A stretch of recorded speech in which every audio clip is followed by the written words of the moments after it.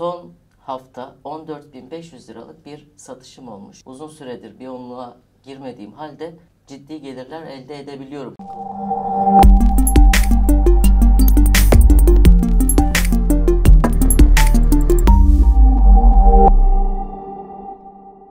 Merhaba arkadaşlar, hoş geldiniz. Size ilk videomuzda Biyonluk uygulamasını anlatacağız. Biyonluk uygulamasından bir ay içerisinde nasıl gerçekten güzel gelir elde edebileceğinize dair tiyolar vereceğim. Şimdi önce uygulamamızı açalım ve elde ettiğim gelirleri size kısaca göstereyim. Daha sonra uygulama tanıtımına geçelim. Biyonluk uygulamasını açtığımız zaman satışlar bölümünde benim gelirlerimi görebilirsiniz. Bakın, son hafta 14.500 liralık bir satışım olmuş. Uzun süredir bir onluğa girmediğim halde ciddi gelirler elde edebiliyorum hala. Gerçekten emek verirseniz çok güzel paralar kazanabilirsiniz. Şimdi öncelikle bir hesap nasıl açılır? Nasıl freelance olarak hizmet verilir? Ondan bahsedeceğim. Uygulamaya girdiğiniz zaman isim, soyisim, TC gibi bazı bilgilerinizi doğrulamanızı isteyecek. Onları doğruladıktan sonra ana ekranda Freelancer ol diye bir buton var. Oraya tıklıyorsunuz. Tabii Biyonluk uygulamasının eksiklerini de söylemek istiyorum. Ana ekrana girdiğiniz zaman web sitesinden devam et diyor. Aslında bunun web sitesinden değil, kendi uygulamanın içerisinden yapılıyor olabilmesi lazım. Ancak şu an uygulamadaki bazı eksiklerden dolayı buna müsaade etmiyor. Sizin için bir ekran kaydı alacağım. Tam ekran kaydı. Evet, bu ekranda gördüğünüz yerde web sitesinden devam et diyeceksiniz. Mobilden de web sitesinden devam etme şansınız var. Evet, ekranımız açıldı. Freelancer ol diyoruz. Burada 39 liralık bir ödeme yapmanız lazım. 39 lira 90 kuruş ödediğiniz zaman freelance olma hakkını elde ediyorsunuz. Birkaç sene önce bu miktar 9.90 diye hatırlıyorum veya 14.90 olduğu zamanları da hatırlıyorum. Güzel bir profil fotoğrafı çok önemli. Yani sizden hizmet alacak kişiler orada bir marka, bir logo veya kişisel güzel bir fotoğraf istiyorlar. Burada kendinizi çok iyi tanıtmanız lazım. Yani siz burada tasarımcı olarak kendinizi tanıtıp farklı hizmetler verirseniz hem aramalarda çıkmayacaksınız hem de verdiğiniz hizmetlere olan talep ve güven az olacaktır. Diyelim ki siz bir danışmansınız. Burada doğum tarihinizi yazıyorsunuz ve buraya yeteneklerinizi yazıyorsunuz. Ne danışmanısınız? Diyelim ki video, kurgu mesela. Bu kısmı çok iyi doldurun. Yani bütün yeteneklerinizi hiç eksiksiz bir şekilde doldurun. Arama sonuçlarını Biyonluk şekillendirirken burada yazdığınız başlıklara, seçtiğiniz yeteneklere göre kullanıcıların önüne çıkarmaktadır. Farklı bir yetenek daha ekleyelim. Mesela sosyal medya, pazarlamacılığı. Bunların tamamını doldurmanız gerekli. Ünvanınızda danışman. Ödeme yap ve bitir dedikten sonra sizin artık freelance ekranınız açılacak. Şimdi bilgisayardan devam ediyoruz. Burada benim profilimi görüyorsunuz. Benim profilimde mobil uygulamada olmayan bir eksik daha göstereceğim size arkadaşlar. Mobil uygulamayı açtığınız zaman ilanlarınızı burada düzenleyemiyorsunuz. Bakın, ilanlarınız burada mevcut. Düzenle dediğiniz zaman bakın, düzenle diye bir buton yok. En altta yayınlanmayan bir ilanım var. Düzenle dediğim zaman bu ilanı silmek istiyor musunuz diyor. Yani uygulamada bazı hatalar mevcut. Onun için bilgisayardan bunları düzenlemeniz lazım. Profilim kısmından tüm ilanlarıma git diyorsunuz. Bakın, ilanlarınız burada görünüyor. Sizinle bir tane ilanı birlikte isterseniz düzenleyelim. Mesela çok fazla kullanmadığım bir ilan, sosyal medya yönetim. Şimdi internet reklamcılığı. Burada kategoriyi çok düzgün ve doğru bir şekilde çekmeniz gerekli. Yaptığınız işi iyi tanımlamanız lazım. Diyelim ki animasyon işi yapıyorsunuz. Kategori de yayıncılar için videolar olsun. Daha sonra hangi platformlar için yapıyorsunuz bunu? Twitch, YouTube, Discord. Bunları düzgün bir şekilde doldurmanız lazım. Ne tür animasyonlar? Yani burada alakasız bir seçim yaptığınız zaman kesinlikle gelen kullanıcılar yazacaktır ve sizden hizmet almayacaklardır. Ve hizmet alırlarsa bile onlar da problem yaşayacak, düşük puan alacaksınız. Yani burada en çok dikkat etmeniz gereken şey iyi bilmediğiniz hizmeti vermemeniz. Burayı doldurduktan sonra burada üçlü paket, tekli paket şeklinde fiyatlandırma yapabiliyorsunuz. Benim size tavsiyem kesinlikle üçlü paketi aktif etmeniz. Temel, standart ve Pro şeklinde üçlü paket yapacaksınız. Burada ismini çok güzel bir şekilde doldurmanız lazım. Daha önceki ilanım bu.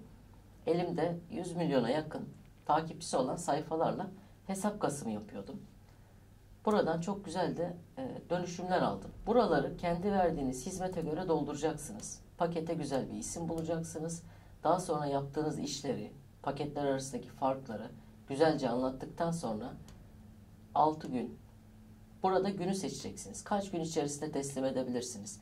Yani 5 günde yapabileceğiniz bir şeyi bir gün olarak işaretlerseniz hizmet alan kullanıcı bundan memnun olmaz. Ve burada hani bir gün içinde teslim ederim, daha çok satış yaparım diye sakın düşünmeyin, hata edersin. Burada revize yapıyorsanız da çok iyi belirtin. Yapmıyorsanız da belirtin.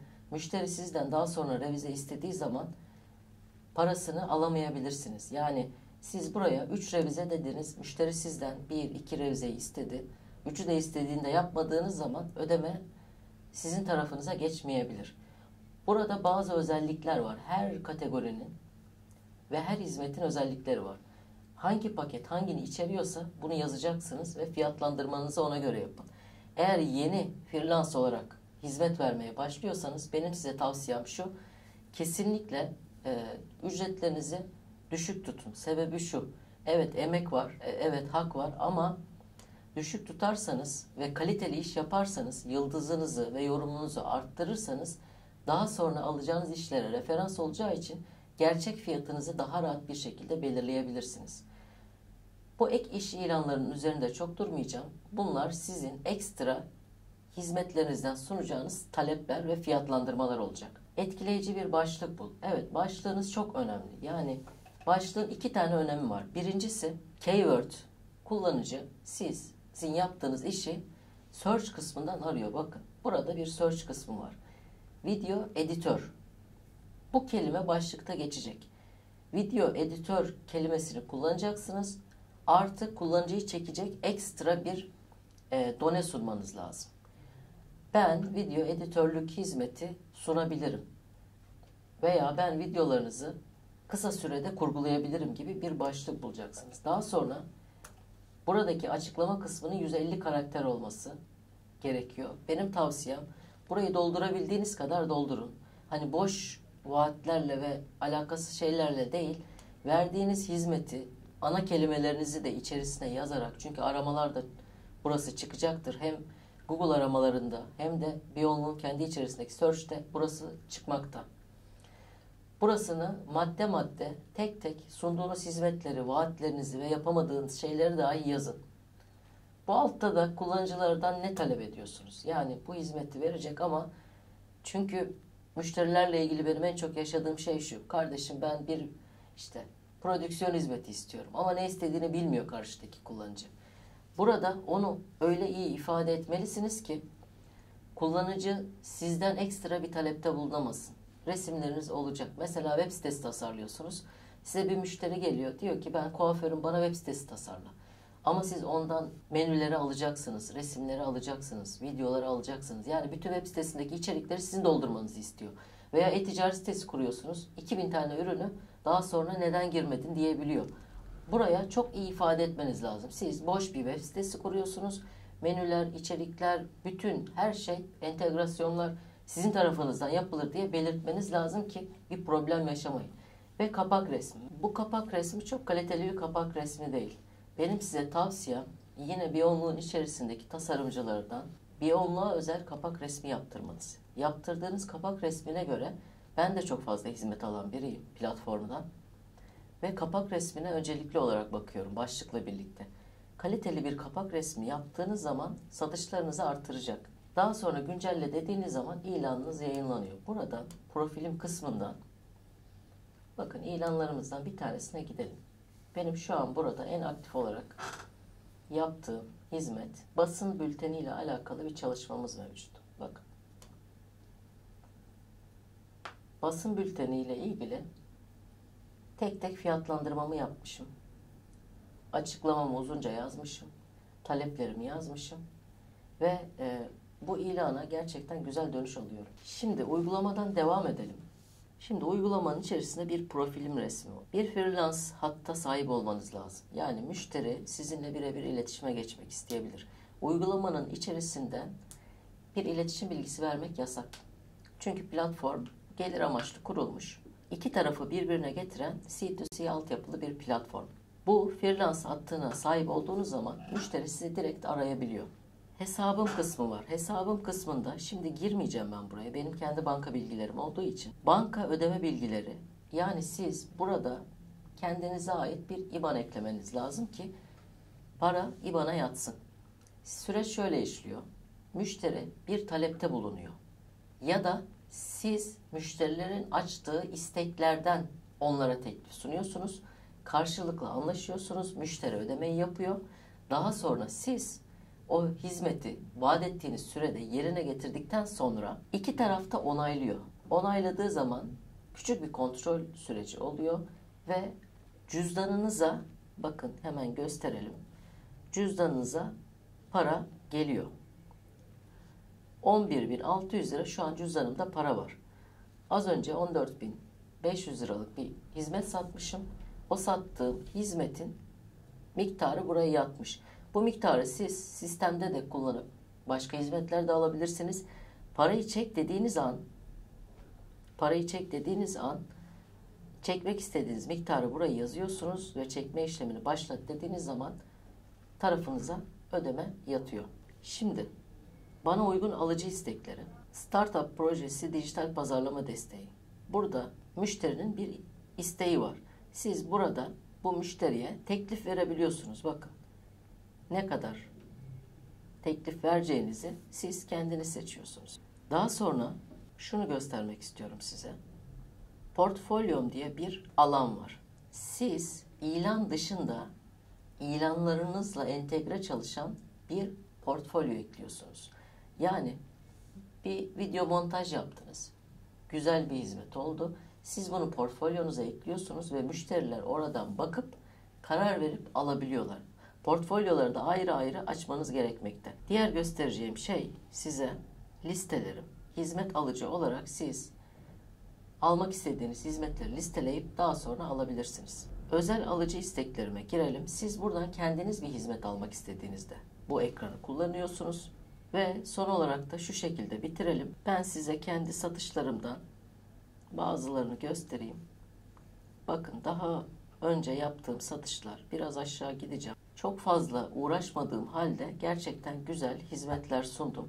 Geçinebilecek düzeyin üzerinde kazançlar elde edebiliyorsunuz. Daha da aşağı iniyor böyle, görebilirsiniz. Size birkaç tüyo vereceğim. Birincisi profil resmi. Çok güzel olmak zorunda. İkincisi kapak resmi. Üçüncüsü açıklama kısmı ve başlık çok iyi olmak zorunda. Dördüncüsü kesinlikle hizmet verdiğiniz müşterilerle birebir iletişime geçin, aramasını isteyin ve sürekli iş takibi yapın. 10 gün sürecek bir hizmet varsa 2 günde bir bilgilendirme yapın. 3 günde, 4 günde bir de telefonda konuşun. Ve işlemin sonunda kesinlikle yıldız vermesini talep edin. Benim profilime girdiğinizde şunu göreceksiniz. Bakın tekrarlayan sipariş sayısı 74.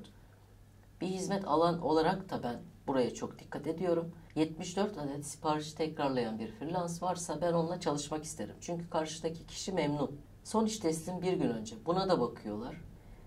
Yani 2 ay önce iş teslim etmiş ama yıldızı çok yüksek. Yani bunun için siz son zamanlarda aktif misiniz, değil misiniz buna bakılacak. Ortalama yanıt süresi. Bu kötü bir rakam. 12 saatte bir bakıyorum çünkü. Ortalama 12 saatte bakmışım. Bazen 2 gün 3 gün bakamadığım zamanlar oluyor. O kadar çok iş kaçırıyorum ki kendi yoğunluğumdan dolayı. Ama anlık olarak döndüğünüz zaman belki de %300, %400 hizmeti satma ihtimaliniz artıyor. Üyelik tarihi evet eski olması güzel olur ama şu an yeni açacaksanız bile bir problem yok. Burada destek bölümü var. Destek bölümünde sorunları, müşterilerle yaşadığınız problemleri destek açarak iletebilirsiniz. Bunun dışında çok fazla söyleyeceğim. Evet, kategoriler alanı bu hizmet alanlar için. Keşfet alanı var. Keşfet alanında ilanlarınızı, bazı makaleleri görebiliyorsunuz. Mesajlaşma kısmına geleyim. Mesaj kısmında bir müşteriyle yazışırken bazı şeylere dikkat etmeniz lazım. Konuşmalarınıza dikkat etmeniz lazım. Ve burada iletişim bilgisi paylaşmamanız lazım. Özel teklif göndermeyi de göstereyim. Bir hizmet sunuyorsunuz. Mesela 1 yıllık sosyal medya yönetimi. Teklif detaylarınızı, ücret beklentinizi ve kaç günde yapacağınızı teklif ver deyip gönderdiğiniz zaman karşı tarafın önüne düşüyor ve ardından siz bu hizmeti sunmayı vaat etmiş oluyorsunuz. Müşteri de satın almayı gerçekleştiriyor ve işlem bittikten sonra yine aynı şekilde işlemler onaylanıyor ve yorum, yıldız karşılıklı verebiliyorsunuz. Beni izlediğiniz için teşekkürler.